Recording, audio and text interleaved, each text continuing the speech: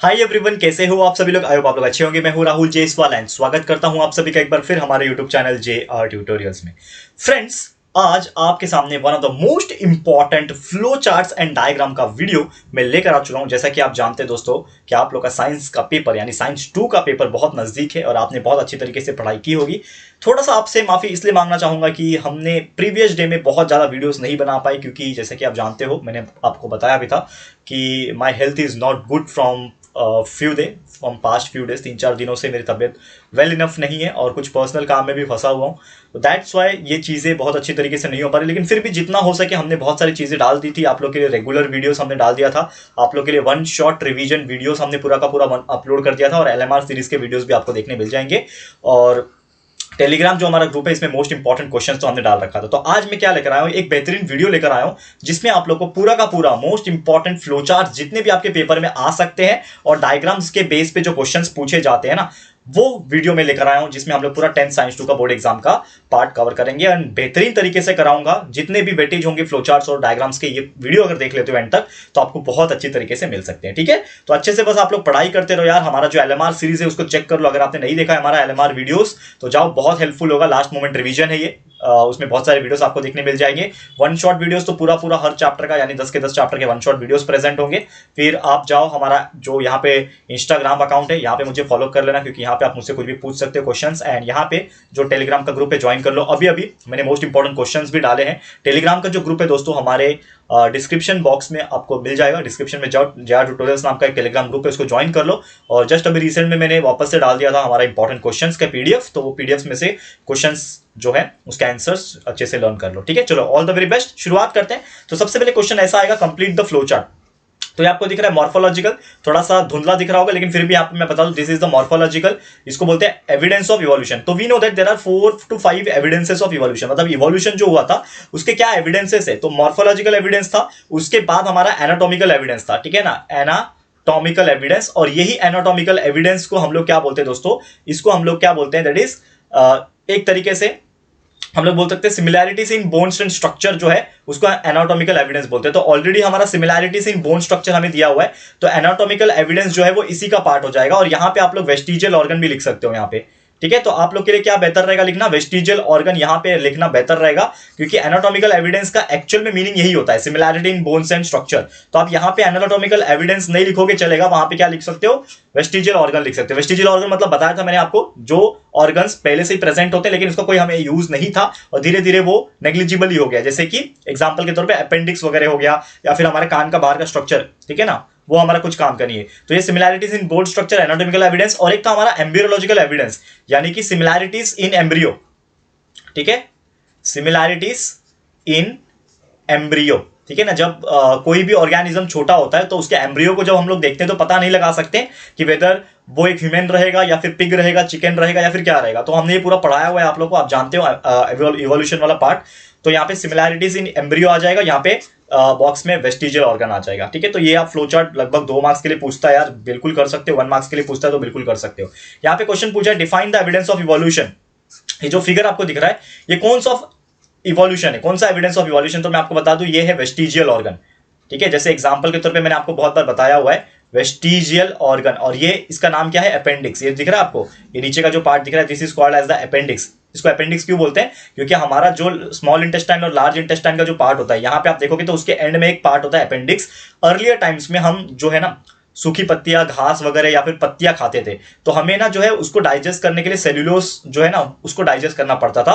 तो उसके लिए जो अपेंडिक्स जो ऑर्गन है ना वो यूज होता था। लेकिन आज के डेट में हम जितना भी खाना खाते हैं वो पका के खाते हैं, कुक करके खाते हैं, तो हमें ये जो सेल्यूलोज है ना इसकी जरूरत होती नहीं है। मतलब ये सेल्यूलोज जो है ना वो मिलता ही नहीं हमें, पहली बात तो उसको पचाने के लिए अपेंडिक्स ऑर्गन की जरूरत पड़ती नहीं है। तो ये हमारे लिए वेस्टिजियल ऑर्गन है। ठीक है ना, और कभी कभी ऐसा भी होता है अपेंडिक्स का साइज बढ़ जाता है तो हमें इसको ऑपरेट करके काट के निकालना पड़ता है, तो ये अलग हो जाता है। तो this is called as a vestigial organ. इसके बारे में आप बहुत सारी चीजें लिख सकते हो अगर आपको पूछेगा। तो ज्यादातर ये क्वेश्चन 1 मार्क्स के लिए पूछता है, तो 1 मार्क्स यहां से बेहतरीन तरीके से आपको मिल जाएगा। अगला यहाँ पे बात करें, 2 क्वेश्चन अगेन लेकर आया हूं। जैसे कि यहाँ पे पूछा state the characteristics of cell step of cell division. मतलब ये कौन सा स्टेप ऑफ सेल डिवीजन है बताओ। तो मैं आपको बता दूं दोस्तों ये है एनाफेज 1। क्या है ये है आपका एनाफेज 1। क्यों है ये एनाफेज 1, सबसे पहले मैं आपको बता दूं, यहां पे आप देखोगे तो this is the chromosome, sister chromosomes आपको दिख रहे हैं, दिस इज द क्रोमोसोम्स। यहां पे ये जो पार्ट आपको ऊपर की तरफ दिख रहा है और नीचे की तरफ दिख रहा है, जिसको हम लोग क्या बोलते हैं, सेंट्रोमियर बोलते हैं। क्या ये आपका सेंट्रोमियर होता है। और सेंट्रोमियर क्या हो जाता है, इसमें स्प्लिट हो जाता है। पहले ये सेंट्रोमियर एक ही था, अब ये स्प्लिट होके सेपरेट हो गया।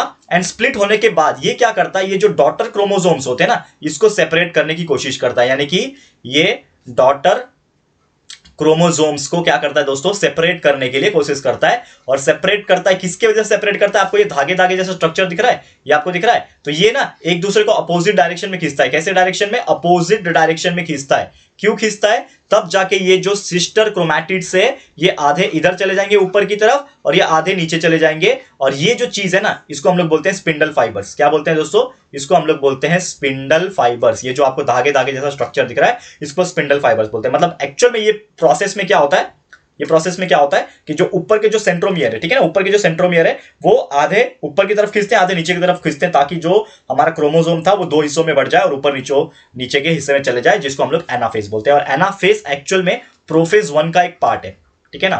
प्रोफेज का मतलब प्रोफेज 1 का नहीं बोल सकते हो, जो हमारा मियोसिस का प्रोसेस है, माफ करना, जो हमारा मियोसिस का प्रोसेस है उसका एक पार्ट है, क्योंकि उसमें आता है प्रोफेज 1, उसके बाद प्रोफेज के बाद क्या आ जाता है दोस्तों, मेटाफेज 1, उसके बाद एनाफेज 1 आ जाता है। तो ये तीसरा फेज है मियोसिस के अंदर, ये चीज आपको ध्यान में रखना। तो इस प्रकार से एक्सप्लेन कर सकते हो, आपको मार्क्स जो है देखने मिल जाएगा, ठीक है ना। तो यहां पे अगला क्वेश्चन आप देखो, अगला क्वेश्चन है what are the meanings of symbol A B and C. यहां पे आपको ए दिख रहा है, ये पहला ए, ये बी और सी, तो ये तीनों सिंबल का मीनिंग बताना है। तो पहला आप देखो, ये पहला सिंबल क्या है, ये एक आदमी दिख रहा है आपको, ये क्या कर रहा है, डस्टबिन में डाल रहा है। मतलब ये क्या कर रहा है, एक तरीके से डस्टबिन का इस्तेमाल करो, यूज डस्टबिन।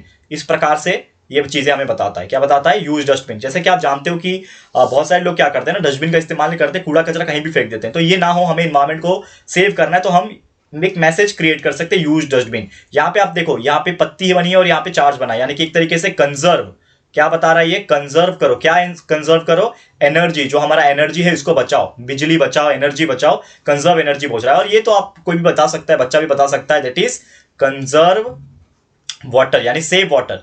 हम लोग को पानी को बचाना है। इस प्रकार से तीनों डायग्राम, तो ऐसे अलग अलग डायग्राम्स आपको दिए रहते हैं, बस आपको उसका नाम लिखना होता है, बहुत अच्छी तरीके से आप उसको लिख सकते हो। अगला यहां पे आप देखोगे, बहुत ही बेहतरीन क्वेश्चन फिर से लेकर आया हूं, जो कि complete the following concept chart, ठीक है। अब ये चार्ट आपको दिख रहा है, तो यहां पे बीच में देखो क्या लिखा है, क्लासिफिकेशन ऑफ थ्रेटेंड स्पीसीज। आपको उम्मीद करता हूं ये दिख रहा होगा अच्छे से, ये लिखा हुआ है classification of threatened species.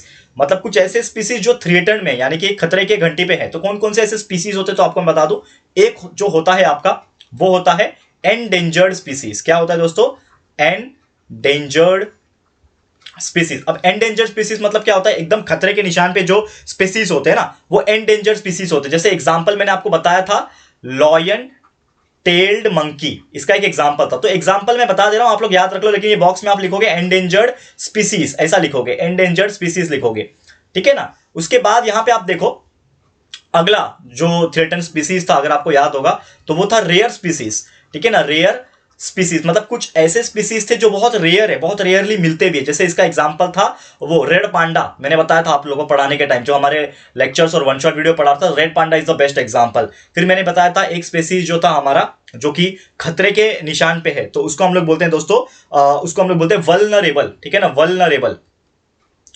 Vulnerable species. अब ये वल्नरेबल स्पीसीज मतलब क्या होता है, एकदम खतरे के निशान पे और ये बहुत तेजी से खत्म होते जा रहे हैं। और इसका बेस्ट एग्जांपल मैंने बताया था लायन और टाइगर, इसका बेस्ट एग्जांपल था लायन टाइगर। ये इतने मतलब तेजी से कम होते जा रहे हैं पूरे वर्ल्ड में, ना सिर्फ इंडिया में, पूरे वर्ल्ड में कम होते जा रहे हैं। तो ये बहुत खतरे के निशान पे। और लास्ट में था इनडिटरमिनेट स्पीसीज, ठीक है ना,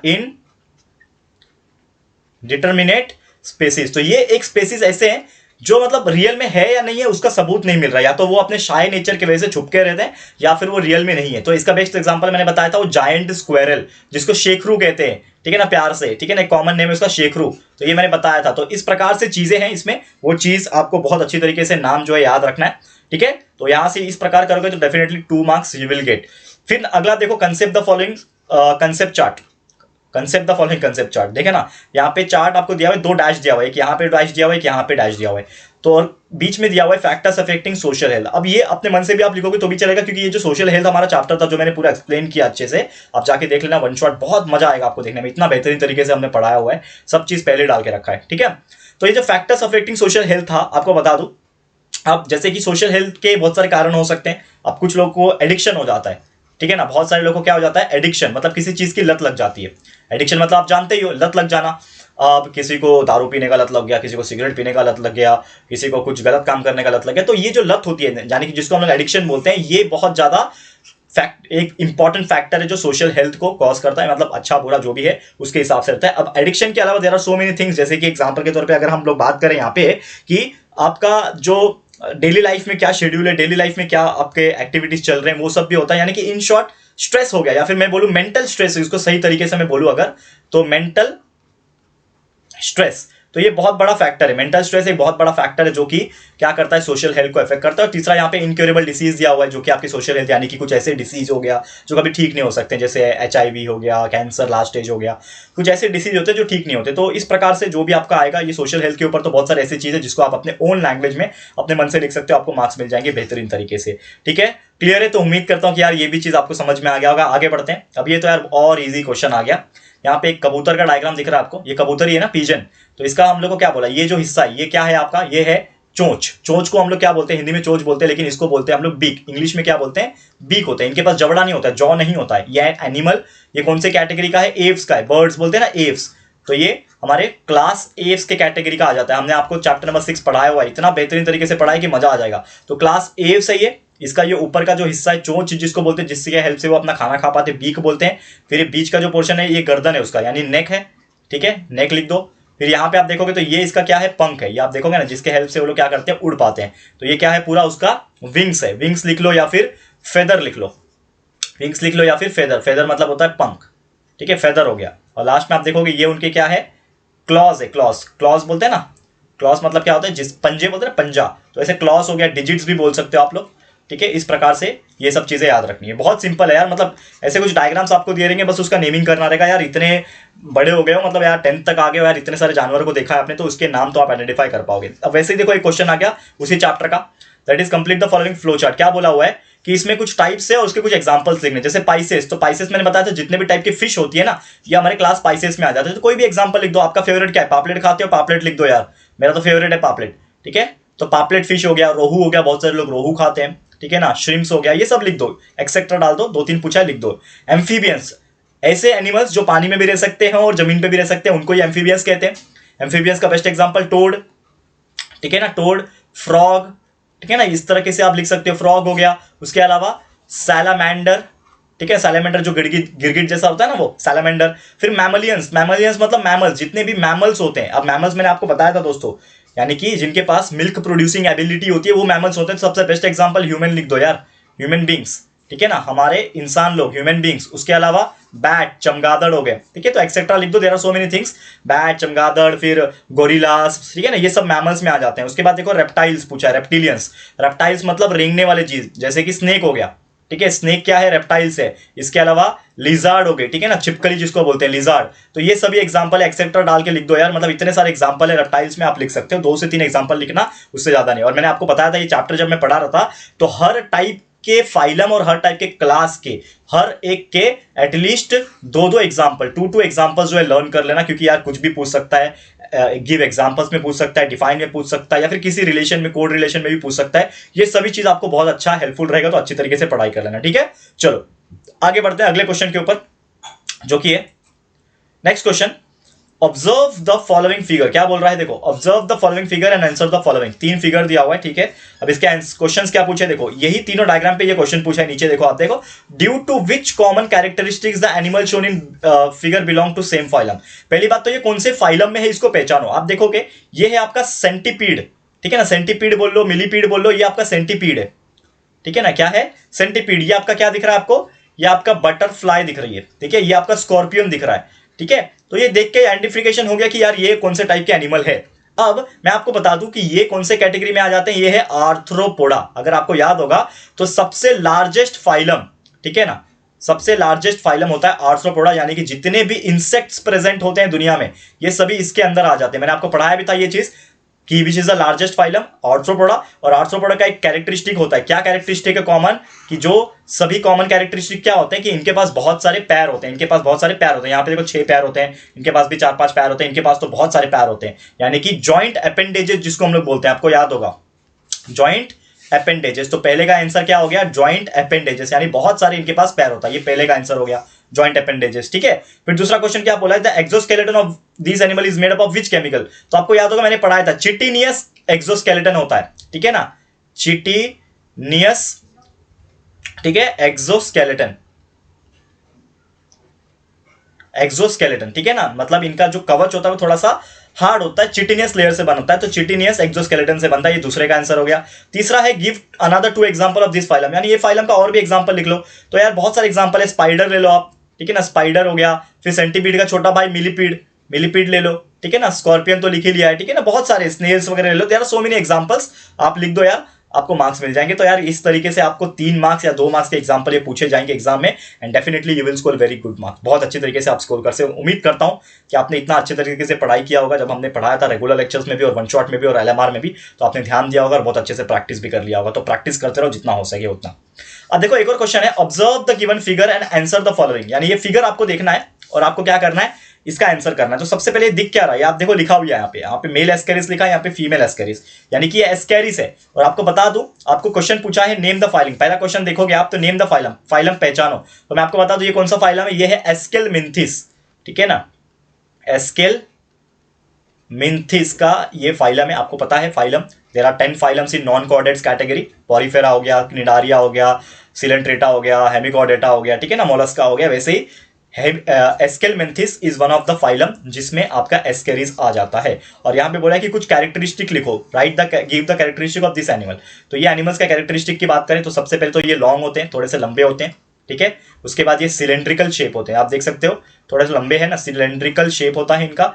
ये इनकी बॉडी जो है 3 जर्म लेयर से बने होती है, दैट इज ऊपर का एक्टोडर्म, बीच का मेसोडर्म और अंदर का एंडोडर्म, यानी कि ये क्या होते हैं, ट्रिप्लोब्लास्टिक होते हैं। ये मैंने एक्सप्लेन किया हुआ है आपको, ये क्या होते हैं, ट्रिप्लोब्लास्टिक इन नेचर होते हैं। ये दोनों ही अलग अलग होते हैं। आप देखो यहाँ पे ये छोटा जो साइज रहता है वो मेल होता है, बड़ा जो साइज होता है वो फीमेल होता है। ये भी क्वेश्चन कभी कभी पूछता है कि इसमें से मेल कौन सा फीमेल कौन सा पहचानो, तो लंबा वाला फीमेल होता है। अक्सर क्या होता है ह्यूमन बींग्स में तो छोटे जो हाइट वाले फीमेल होते हैं, बड़े हाइट वाले मेल होते हैं, लेकिन ये एस्केरिस में उल्टा होता है, छोटे हाइट वाले मेल होते हैं, बड़े हाइट वाले फीमेल, यानी कि ये क्या होते हैं, यूनिसेक्सुअल होते हैं, दोनों के दोनों अलग अलग सेक्स में प्रेजेंट रहते हैं अपने अपने बॉडी में। नहीं तो हर्माफ्रोडाइट होते हैं नॉर्मली बहुत सारे ऑर्गेनिज्म, यानी एक ही ऑर्गन के अंदर male and female organ present होता है, लेकिन ये दोनों अलग अलग है, मेन फीमेल अलग अलग है। तो इस प्रकार से 3 से 4 कैरेक्टरिस्टिक दो या 2 मार्क्स आपको आराम से मिल जाएगा।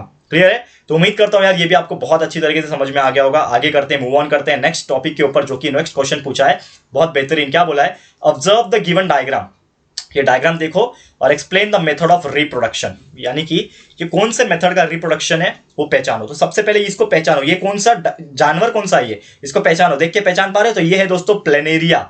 अगर आपको डायग्राम याद आ रहा होगा तो हमने एक चैप्टर में पढ़ाया था, चैप्टर नंबर 3 आपका, ठीक है ना, life processes in living organism part 2, जिसमें ये जो हिस्सा है ये असेक्सुअल रिप्रोडक्शन का हिस्सा है। याद होगा आपको, असेक्सुअल रिप्रोडक्शन का हिस्सा है, जिसमें हमने एक टॉपिक पढ़ा था जिसका नाम था दोस्तों रीजनरेशन। अगर आपको याद होगा, रीजनरेशन एक हमारा असेक्सुअल रिप्रोडक्शन का मेथड है, जिसमें क्या होता है कि ये प्लेनेरिया इसका एग्जाम्पल था। प्लेनेरिया जो है ये इसका एग्जाम्पल था। और ये प्लेनेरिया क्या होता है, ये टुकड़े में अपने आप को डिवाइड कर लेता है, यहां से ब्रेक डाउन कर लेता है, अपने पूंछ से ब्रेक डाउन कर लेगा, एंड ये फिर ग्रो करके खुद ही अपना एक ऑर्गेनिज्म जो है तैयार कर लेता है इस प्रकार से, ठीक है ना, प्रॉपर तरीके से खुद ही एक अपना ऑर्गेनिज्म अलग तरीके से ये तैयार कर लेता है। यानी कि इसके टुकड़े टुकड़े की बॉडी भी जो क्या हो जाती है, पहले तो ये ऑर्गेनिज्म अपने आप को टुकड़े टुकड़े में तोड़ देता है, 3 हिस्सों में तोड़ देगा इस प्रकार से, एक हिस्सा 2 हिस्सा और नीचे 3 हिस्सा तोड़ देगा। अब ये पूरा ऊपर का हिस्सा मिलकर एक बड़ा ऑर्गेनिज्म बना देगा, बीच का हिस्सा बनके एक बड़ा ऑर्गेनिज्म बना देगा, नीचे का हिस्सा भी अलग से एक बड़ा, मतलब यहाँ पे प्लेनेरिया जो है अपने आप को रीजनरेट कर पाता है, और वो पूरे प्रॉपर्टी को, पूरे फंडे को हम लोग, टाइप ऑफ रिप्रोडक्शन को हम लोग रीजनरेशन मेथड बोलते हैं। तो ये हमने एक्सप्लेन किया हुआ है बहुत अच्छी तरीके से जब चैप्टर पढ़ाया था, तो उम्मीद करता हूँ कि आपको ये चीज़ बहुत अच्छी तरीके से याद होगा। अब यहाँ पे आप देखोगे जो अगला टॉपिक है, यहाँ पे क्या बोला है, कंप्लीट द कंसेप्ट मैप। तो यहाँ पे बोला है माई रोल इन एनवायरमेंट, मतलब मैं एनवायरमेंट में अपना रोल क्या है। तो सबसे पहले हमें एनवायरमेंट को बचाना है, यानी कंजर्वेशन करना है, ठीक है। हमें एनवायरमेंट को बचाना है तो कंजर्वेशन करोगे, मतलब एनवायरमेंट को बचाओगे, पॉल्यूशन को कंट्रोल नहीं होने दोगे, तो ये आप कर सकते हो।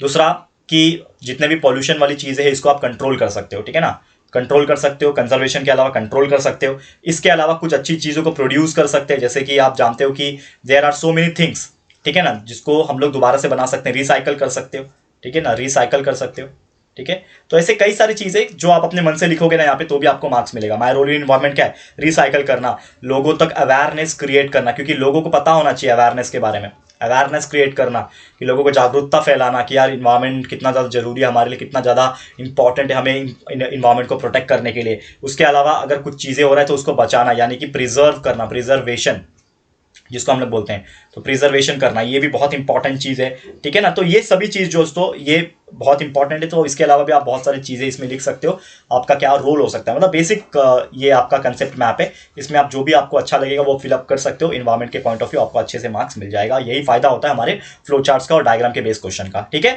अगला यहाँ पे आप देखोगे, यहाँ पे 2 डायग्राम दिया रहेगा और आपको पूछा है एक्सप्लेन द सिंबल, यानी कि ये जो सिंबल आपको दिख रहे हैं, ठीक है, इसको एक्सप्लेन करना है। तो सबसे पहले ये जो सिंबल है इसको कैसे एक्सप्लेन करोगे, तो ये सिंबल यूज होता है टॉक्सिक के लिए, यानी कि आपने कभी कभी देखा होगा कुछ गाड़ी ऐसी होती है, कुछ व्हीकल्स टैंकर्स वगैरह होती है, वो टैंकर्स के पीछे ये सिंबल होता है, ये खोपड़ी बनी हुई थी। ये खोपड़ी का मतलब होता है कि ये सामान जो है वो टॉक्सिक है, यानी जहरीला है, पॉइजनस है, ठीक है ना। तो ये टॉक्सिक का सिंबल है, ठीक है। तो वेन एवर द व्हीकल और a place is there in which a toxic substance is kept, तो वहां पे ये सिंबल बनाया जाएगा और इसको देख के इंसान समझ जाता है कि ये टॉक्सिक मटेरियल है। दूसरा यहाँ पे आप देखोगे तो यहाँ पे पेड़ बना हुआ है और यहाँ पे कुछ मछलियां हैं, वो भी एक तरीके से मरी पड़ी हुई है। तो यानी कि ये ऐसा चीज है जो हजारडस है। हजारडस मतलब नुकसानदायक, ठीक है। हजारडस मटेरियल के लिए ये वाला सिंबल यूज होता है, तो हमेशा याद रखना हजारडस, ठीक है। हजारडस ये हो गया, ये टॉक्सिक हो गया, तो इसको याद रख सकते हो। ये ऐसे बहुत सारे क्वेश्चंस पूछे जाते हैं, सिंबल्स दिया रहता है और आपको पहचानना होता है, आइडेंटिफाई करना होता है कि वेदर ये कौन सा सिंबल है, इसका क्या मतलब है।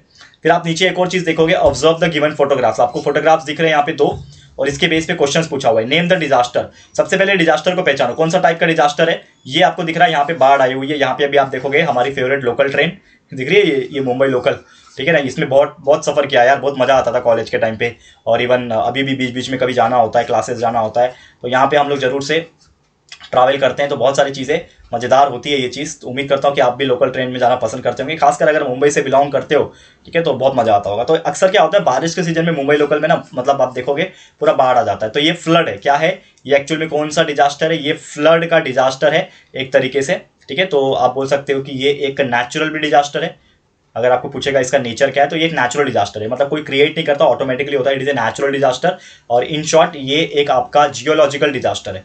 ये क्या है, जियोलॉजिकल, ठीक है, जियोलॉजिकल डिजास्टर है, मतलब ये आपकी जमीन के ऊपर आता है, एटमॉस्फेयर में नहीं आता, जमीन के ऊपर आता है, तो जियोलॉजिकल डिजास्टर है। और आपको पूछा है right any 2 effects of this disaster, मतलब ये डिजास्टर का क्या परिणाम हो सकता है। तो सबसे पहली बात तो ये है कि लोगों की लाइफ भी इसके वजह से चली जाती है, प्रॉपर्टी डैमेज हो सकता है इसके वजह से, ठीक है, पावर कट हो सकता है, क्योंकि कभी कभी क्या होता है पानी भर जाने से पावर कट का इशू आ जाता है, लोकल ट्रेन्स को प्रॉब्लम होता है, ठीक है, आम जनता को प्रॉब्लम होता है, और डिसीज भी फैलता है, ठीक है ना। बहुत सारे डिसीजेस जो है ना इसके वजह से, बाढ़ जब आ जाता है ना तो बहुत सारे डिसीजेज जो है वो बीमारी जो है वो फैलने लगती है, क्योंकि कुछ अगर मरा हुआ चीज़ है, कुछ चीज़ है उसमें मिक्स होकर पूरा मतलब गंदा पानी सबके पास जाएगा, मतलब ये चीज़ जो है वो इस प्रकार का इफेक्ट पैदा करता है। तो इफेक्ट तो क्या है आप अपने खुद से भी लिखोगे, क्योंकि देखो साइंस टू ईवीएस और बायोलॉजिकल चीज़ें, तो बायोलॉजिकल चीज़ों में तो जो फोकस जो मेन चीज़ है वो लिखना पड़ता है, लेकिन ईवीएस में आप थोड़ा सा अपनी तरफ से भी चीज़ें लिख सकते हो। तो अगर कुछ आपको नहीं आ रहा है तो अपनी तरफ का कुछ लिखो, बस अच्छे से लिखने आना चाहिए, definitely you will get a very good marks. Try करके देखना, बहुत अच्छा लगेगा आपको।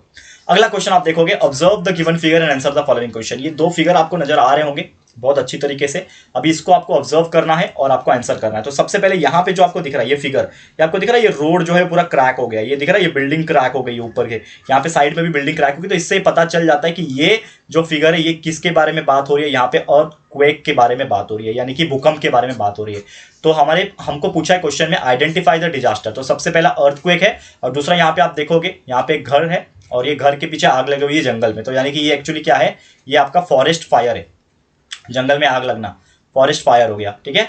तो ये आप इस तरीके से आइडेंटिफाई कर लोगे, यहां से 1 मार्क्स मिल जाएगा। इफेक्ट्स क्या हो सकता है, अर्थक्वेक जब होता है तो इंसान की लाइफ जाती है, प्रॉपर्टी डैमेज हो सकता है, इंफ्रास्ट्रक्चर, रोड्स एंड रेलवेज जो होते हैं वो डेवलप जो हुए रहते हैं वो सब टूट फिर जाते हैं, तो इंफ्रास्ट्रक्चर जो है टूटना, ये सब लिख सकते हो आप। वैसे ही फॉरेस्ट फायर का जो इफेक्ट है वो आप लिख सकते हो, जंगल में आग लगना मतलब प्लांट्स पूरा जल के खराब हो जाना, कुछ एनिमल्स जो है उनकी भी लाइफ जा सकती है यहाँ पे, ठीक है, लकड़े वगैरह जल जाएंगे, वुड्स का जो डिमांड होता है वो बहुत ज़्यादा यहाँ पे हाई हो जाएगा क्योंकि वुड्स वगैरह जल जाएंगे। तो इस प्रकार से कई सारे आ जाते हैं, और सबसे इंपॉर्टेंट पॉल्यूशन हो जाता है, कार्बन डाइऑक्साइड बहुत ज़्यादा फैल जाएगा, ये हो सकता है।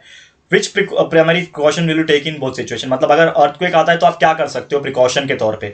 तो बेसिक तरीके जैसे मैंने बताया था आपको पढ़ाने के टाइम, डिजास्टर मैनेजमेंट ये चैप्टर मैंने रिसेंट में LMR वीडियो इसका पोस्ट किया हुआ है, आप जाके देख लेना, उसमें भी मैंने यही पढ़ा है कि अर्थक्वेक आता है तो प्रिकॉशनरी मेजरमेंट के तौर पर जब भी भूकंप आता है तो आप ऐसी जगह पे चले जाओ जो ओपन है, वहां पे चले जाओ, या फिर अगर आप घर में ही हो तो घर में किसी ऐसी चीज के नीचे आ जाओ जो मजबूत हो, जैसे कि आपका डाइनिंग टेबल मजबूत होता है या फिर आपका जो बेड होता है मजबूत वाला, उसके नीचे आके खड़े हो जाओ। खाली दीवार जो होती है ना उससे दूर होना, वॉल्स वगैरह से दूर रहना, क्योंकि वो कभी भी गिर सकते हैं आपके ऊपर। तो ये प्रिकॉशनरी मेजरमेंट फॉलो कर सकते हो। फॉरेस्ट फायर में ये होता है कि जंगल से दूर चले जाओ। घर है अगर आपका तो मेन जो कीमती सामान है आपका उसको लेके आप चले जाओ दूर, ठीक है ना, फटाफट से आप फायर ब्रिगेड को कॉन्टैक्ट करो। इस प्रकार से चीजें आप कर सकते हो, ठीक है। अब यहां पे आप देखो क्वेश्चन पूछा है complete the following flow charts. ये क्वेश्चन डेफिनेटली जो आपका चैप्टर नंबर 5 है टुवर्ड्स ग्रीन एनर्जी, उसमें जितने भी आपको फ्लो चार्ट दिख रहे हैं मैं तो बोलता हूं पढ़ लो यार, बहुत ईजी है। ऐसे जितने भी फ्लो चार्ट दिख रहा है आपको, या ऐसे जितने भी फ्लो चार्ट है ना, सब अच्छे से कर लेना, बस याद कर लेना, बहुत ईजी होता है। आप देखो अभी फोटो वोल्टेक इफेक्ट है यहाँ पे, तो यहाँ पे अगर आप बात करोगे फोटो वोल्टेक इफेक्ट का, तो मतलब ऐसा क्या होता है कि जिसको फोटो इफेक्ट वोल्टेक इफेक्ट डालो डीसी पावर मिलता है। तो आप जानते हैं दोस्तों कि अगर हम यहाँ पे अगर हम प्रॉपर तरीके से अगर हम बात करें, ठीक है, थोड़ा सा ध्यान दो यहाँ पे अगर हम लोग सनलाइट जो होता है हमारा, जो बिजली जो बनाते हैं हम लोग, तो ये किसका इस्तेमाल करते हैं, सनलाइट का इस्तेमाल करते हैं। फोटोवोल्टिक इफेक्ट यानी सोलर एनर्जी का यूज, यानी सोलर एनर्जी में क्या इस्तेमाल करते हैं, सनलाइट इस्तेमाल करते हैं। तो फोटो इफेक्ट वोल्टेक इफेक्ट होता है जिसकी वजह से हमें डीसी इलेक्ट्रिक पावर मिलता है। फिर यहाँ पे विंड का आ गया, मतलब ये दूसरा फ्लो चार्ट है। तो क्या बोल रहा है, काइनेटिक एनर्जी इन विंड किस में कन्वर्ट होता है, काइनेटिक एनर्जी इन विंड ये जाता है आपका टरबाइन के अंदर, विंड टरबाइन के अंदर जाता है, विंड टरबाइन के अंदर जाता है, जिसकी वजह से हमें इलेक्ट्रिकल एनर्जी मिल जाती है। फिर प्रॉपर एनर्जी सोर्स, ये टरबाइन को रन करने के लिए टरबाइन में जाता है सबसे पहले, जो भी सुटेबल टरबाइन होगा, फिर जनरेटर में जाता है, और जनरेटर के बाद इलेक्ट्रिकल एनर्जी में दोस्तों वो कन्वर्ट हो जाता है। क्लियर है? तो उम्मीद करता हूं कि ये भी चीज आपको बहुत अच्छी तरीके से समझ में आ गया होगा, ठीक है ना। तो ये सनलाइट का एनर्जी इन सनलाइट, ठीक है ना, एनर्जी इन सनलाइट यहाँ पे इस प्रकार से। तो ऐसे बहुत सारे फ्लो चार्ट्स है दोस्तों, आप लोग बस इसको अच्छी तरीके से पढ़ाई करते हो, बस मैं इतना ही बोलना चाहूंगा। और आप लोग एक सजेशन ये है कि जब ये चैप्टर जाके देख लेना, हमने इसका ना एलएमआर पढ़ाया था, वन शॉट पढ़ाया था, एलएमआर होगा या फिर वन शॉट होगा, ठीक है ना। तो ये चैप्टर का ना वन शॉट जाके देख लेना, क्योंकि ये बहुत बेहतरीन चैप्टर है और इसको इतना अच्छे से पढ़ाया हमने कि आपको मजा आएगा। तो वन शॉट रिवीजन वीडियो, ये जो टुवर्ड्स ग्रीन एनर्जी का चैप्टर, तो अगर आपके पास टाइम होगा 40 मिनट का, 40-45 मिनट्स का, तो ये चैप्टर का ना वन शॉट अटेंड कर लेना, जो मैंने बनाया था वो आपके लिए बहुत बेनिफिशियल होगा, क्योंकि उसमें अलग अलग तरीके से मैंने फ्लो चार्ट से समझाए हैं, सब तरीके से समझाएं, तो आपको वो ईजी पड़ेगा। तो जाओ हमारे यूट्यूब पे जाके बस सर्च कर लेना, क्या नाम है चैप्टर का, towards green energy by JR tutorials. आपको वीडियोस देखने मिल जाएंगे वन शॉट के या फिर रेगुलर लेक्चर्स, अच्छे से पढ़ाई कर देना। अब आ जाते हैं नेक्स्ट टॉपिक पे, जो कि कंप्लीट द फॉलोइंग। यहाँ पे आप देखोगे अगर सोलर एनर्जी और विंड एनर्जी का लिमिटेशन पूछा है। लिमिटेशन का मतलब क्या होता है, डिसएडवांटेज या फिर क्या लिमिटेशन है इसके। तो सोलर एनर्जी बहुत अच्छा है, हमें सनलाइट से एनर्जी मिल जाती है, इलेक्ट्रिसिटी हम बना सकते हैं, लेकिन इसका डिसएडवांटेज ये है कि नाइट टाइम में हम लोग यूज नहीं कर सकते। रात हो जाएगा तो सन कहां से आएगा, नाइट में यूज नहीं कर सकते। अगर कोई क्लाउडी मौसम है, बारिश का मौसम है या फिर बादल है, तो सन का लाइट नहीं पहुंच पाएगा, तो हम इसका इस्तेमाल जो है बिल्कुल अच्छी तरीके से जो है नहीं कर सकते। और लाइट जो होता है वो हमेशा यूनिफॉर्म नहीं होता है, इट इज नॉट यूनिफॉर्म, यानी कि हमेशा एक जैसा सनलाइट, स्ट्रॉन्ग सनलाइट नहीं आता है। गर्मी के सीजन में बहुत अच्छा सनलाइट मिलता है, गर्मी पड़ती है, धूप बहुत अच्छा होता है, लेकिन वही विंटर के सीजन की बात करूं या फिर बारिश के सीजन की बात करूं, तो आपका लाइट यूनिफॉर्म नहीं होता और हमेशा एक जैसा नहीं होता है। इसके लिए हम लोग यूज तो करते हैं ये सोलर एनर्जी का, लेकिन इसका ये लिमिटेशन हो जाएगा। वैसे ही विंड एनर्जी का क्या लिमिटेशन है, विंड एनर्जी का सबसे पहले जो ये लगते हैं, विंड मिल्स लगते हैं। विंड मिल्स हर जगह लगाना पॉसिबल नहीं होता है, क्योंकि लोकेशन उसके लिए बहुत इंपॉर्टेंट है। अब लोकेशन इसका मतलब क्या होता है, वहां पे हवा भी चलना चाहिए, तो हर जगह विंड का जो फ्लो होता है वो सेम नहीं होता। जैसे कि आप कहीं कहीं पे जाओगे, वहां पे हवा बहुत फ्लो नहीं होता है। ज्यादातर आप सी के किनारे, सी शोर्स जो होते हैं ना, नदी के किनारे, वहां पे आप देखोगे बड़े बड़े समुद्र के किनारे आपको बड़े बड़े विंड मिल्स देखने मिल जाते हैं, लेकिन ज्यादातर आप देखोगे तो इधर ही मिलते हैं, लेकिन आसपास के गांव में या फिर रिसेंट में नहीं मिल पाते। तो लोकेशन बहुत इंपॉर्टेंट है, सी शोर बहुत इंपॉर्टेंट है, ये आप देख सकते हो। तो इस प्रकार से ये आप इसका लिमिटेशन लिख सकते हो। Next question, I guess last question है हमारा, जो कि है कंप्लीट द कंसेप्ट मैप। तो lactobacillus it is a useful micro organisms. तो यूजफुल माइक्रो ऑर्गेनिजम्स और कौन कौन से होते हैं, तो आपको बता दूं, एक था हमारा एक्टिनोमाइसिटिस, अगर आपको याद होगा मैंने पढ़ाया था ये चैप्टर, ठीक है ना। एक्टिनोमाइसिटिस करके एक यूजफुल माइक्रो ऑर्गेनिज्म था। उसके अलावा सैक्केरोमाइसिस था, ठीक है ना, सैक्केरोमाइसिस था। इसके अलावा हमारा एक और अगर आपको मैं बता दूं, सैक्केरोमाइसिस सर्विसी, ठीक है ना, सैक्केरोमाइसिस सर्विसी जो था, ठीक है, क्या तो नाम था उसका, सैक्केरोमाइसिस। ये जाके एक बार देख लेना, ठीक है ना, सैक्रोमाइसेस सर्वेसी करके था, ये जाके देख लेना। तो ऐसे बहुत सारे यूजफुल माइक्रो ऑर्गेनिज्म आप जब भी आप चैप्टर में आप जाओगे माइक्रोबायोलॉजी के अंदर तो आपको देखने मिल जाएगा। तो there were so many useful micro organisms, कुछ हार्मफुल भी थे तो मैंने आपको पढ़ाया हुआ है। तो एक्टिनोमाइसिटिस था, ठीक है ना, सैक्रोमाइसिस था, सैक्रोमाइसिस सर्वेसी था, ये सब जाके देख लेना। It is all the useful micro organism. वैसे हार्मफुल का भी देख लेना एंड डिफरेंट डिफरेंट नेम्स जो माइक्रो ऑर्गेनिजम्स के हैं और कुछ बैक्टीरिया, यूजफुल माइक्रो ऑर्गेनिजम्स के जो नाम है ना अलग अलग तरीके से, उसको याद कर लेना, क्योंकि ये क्वेश्चंस डेफिनेटली कंसेप्ट मैप के थ्रू या फिर फ्लो चार्ट्स के थ्रू या फिर डायग्राम्स के थ्रू ये पूछेगा जरूर। तो जाके वो चैप्टर्स बहुत अच्छी तरीके से पढ़ लेना। क्लियर है? तो उम्मीद करता हूं कि ये चीज आपको समझ में आ गया होगा। तो ऑलमोस्ट यहाँ पे मैंने जितने भी मुझे लगते थे मोस्ट इंपॉर्टेंट मैप्स के क्वेश्चन, यानी कि जो फ्लो चार्ट्स के क्वेश्चन, डायग्रामेटिक वाले क्वेश्चंस एंड कंसेप्ट मैप वाले क्वेश्चंस, ये मैंने कंप्लीट करा दिया, जो कि आपको बहुत हेल्पफुल रहेगा। और पूरा का पूरा अगर आप कर लेते हो अच्छे से प्रैक्टिस, तो डेफिनेटली इसी में से आपके क्वेश्चंस एग्जाम में भी बनेंगे। ठीक है दोस्तों, तो बस आज के लिए इतना ही था। ये वीडियो आपको कैसा लग रहा है ये प्लीज हमें कमेंट करके बताना।